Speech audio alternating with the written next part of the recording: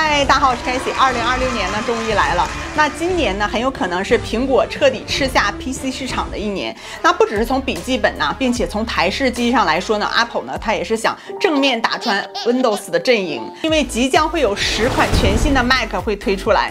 并且呢，再加上大家都知道最近发生的 RAM 危机，也就是这个内存条的价格疯狂的上涨。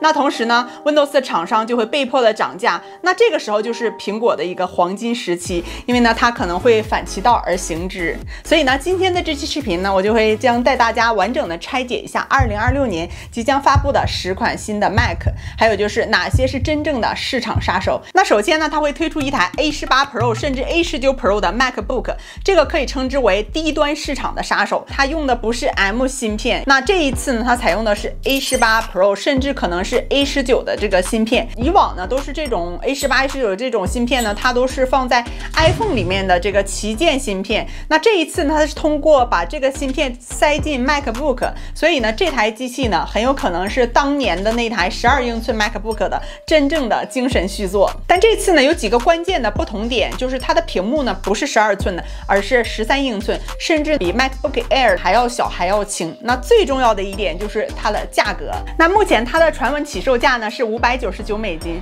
我相信很多朋友會說，哎，599美金也並不便宜啊。但是要看你和什麼去對比了。那我們來觀望一下市場。目前來說呢，現在是在400到600美金之間這樣的價格呢，大部分就是 Chromebook 或者是一些低端的 Windows 系統。但是呢，如果你選擇它這個蘋果電腦有什麼好處帶給你呢？也就是有非常穩定的 OS 系統，還有就是非常棒的蘋果生態。那另外呢，它的速度呢會超過 M1。 而且同時呢，它可能在續航上會成為史上續航最牛、最恐怖的一台筆記本電腦，並且呢，它的發布時間可能就會在近期。那如果感興趣的朋友一定要常常關注這個市場動態。那一旦發布之後呢，我也可能會入一台，然後給大家做一個測評。所以大家如果喜歡我視頻的內容呢，記得關注我的頻道啊。那第二台呢，就是 M5 的 MacBook Air。那這一次呢，它從外觀和屏幕和接口上呢，基本是和現有的這個 M4 版本呢會一模一樣。那同時呢，我認為它的價格呢應該也不會有什麼變動。那唯一它的變化呢，就是從它的芯片 M4 呢升級到了 M5。那這一次呢，它的外觀、屏幕、接口啊都是和現有的 M4 版本呢是一樣的。唯一的變化呢，就是芯片從 M4 升級到了 M5。但是非常重要的一點就是不會漲價這個問題，也就是內存的價格呢是瘋狂的上漲。那很多 Windows 的廠商呢已經開始縮配置或者是被迫的漲價。那這個時候大家如果是會看到 MacBook Air 的價格保持不變，依然還是999美金，那是不是很多人可能就會考慮去轉向蘋果的懷抱呢？發布時間大約是在3月到4月份的春季發布會。如果大家有感興趣的話呢，記得現在就是也是可以關注一下。那接下來的一台呢，就是性能玩家最關心的部分，也就是14英寸和16英寸的 MacBook Pro。那它會採用 M5 Pro 以及 M5 Max 的芯片。那它的外觀呢，大家其實就不用有太大的期待，因為它屏幕呢也不會變化這一次。但今年呢，真正不一樣的是它的這個芯片的架構 ，GPU 會迎來非常誇張的提升，而且呢，再加上 AI 以及神經網絡加速器的進化，我個人認為啊，今年的 MacBook Pro 呢是最近幾年裡提升最實在的一代，而且呢，我依然會覺得它的價格呢也會維持不變。那它的發布時間呢，大約在1月末到4月份之間。第4台呢，就是 M5 iMac 24英寸的 iMac， 基本上就是換 M5 的芯片。OLED 呢，有消息講呢，是我個人判斷，甚至可能還要再等2年多。那第5款呢，就是 Mac Mini 的這條線。那說實話呀 ，Apple 已經做得非常的狠了，因為現在呢這一代就是 M4 Mini 呢，它的體積呢已經小得非常的離譜，並且性能呢也是非常的迅猛。這一次是一個 AI 以及本地模型剪輯用戶的神機。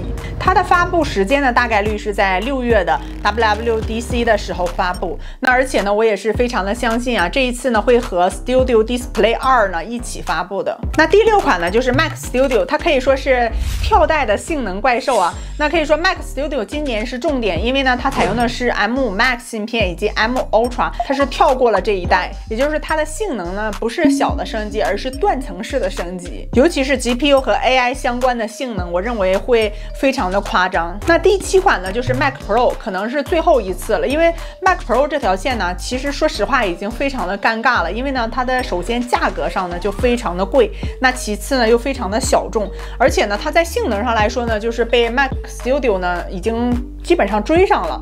而且我个人判断啊，就是 M5 Ultra 呢可能是 Mac Pro 最后一次更新了。第8个呢就是 iMac Pro 的回归，那终于回来了。这个我知道很多人可能都是在等这一台啊。那这一次呢，它采用的是 M5 Max 以及一体式的，还有就是强散热，以及呢它设計呢是類似於24英寸的 iMac。發布時間呢，我猜呢可能會是在2026年的10月到11月。第9款呢就是 M6 的基礎款 MacBook Pro， 它呢是屬於一個過渡產品，因為這一台呢其實不用太期待啊，因為它的外觀呢也不會改變，並且呢它的是採用的 M6 的芯片，那這一次可能也是首次支持 5G 的這個功能，所以說它是屬於一個標準的更新。那最後一台也是我非常期待，就是 M6 Pro 以及 Max OLED。那它這一次是我非常期待的一個原因啊，因為它採用的是2納米的芯片，以及tandem的 OLED 屏幕，還有就是有真正的純黑色。那我覺得還有一個問題就是它的這個代價也非常的現實，也就是它在價格上呢應該會再上漲300到400美金。那另外呢，它的上市時間呢應該會推遲到2027年。那好了，以上就是今天要分享給大家的內容。如果大家對我的內容非常感興趣的話呢，記得訂閱我的頻道，為我的視頻點讚留言哦。感謝大家的收看，我們下期見啦，拜拜。